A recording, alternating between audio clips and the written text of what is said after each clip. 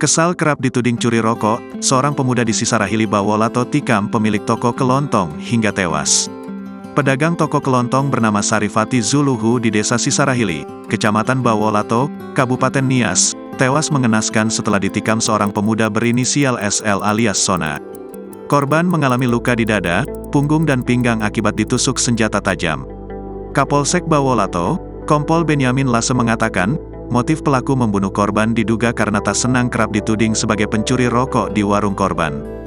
Dari hasil pemeriksaan, pelaku mengatakan membunuh karena sakit hati sering dituduh melakukan pencurian rokok di warung korban, kata Kompol Bawolato Benyamin Lase, Senin, tanggal 26 Februari tahun 2024.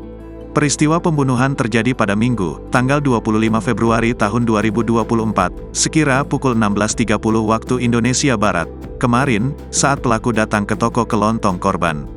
Di sini korban disebut kembali menuduhnya sebagai maling rokok. Kesal dengan perkataan korban, pelaku pergi meninggalkan warung.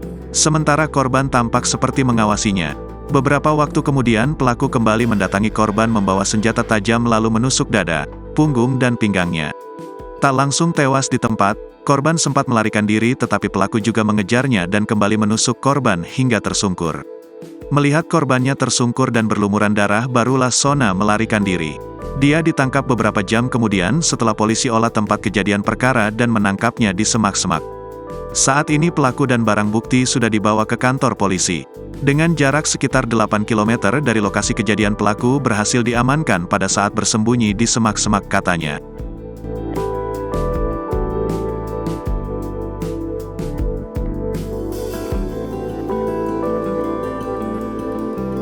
Download Tribun X sekarang, menghadirkan lokal menjadi Indonesia.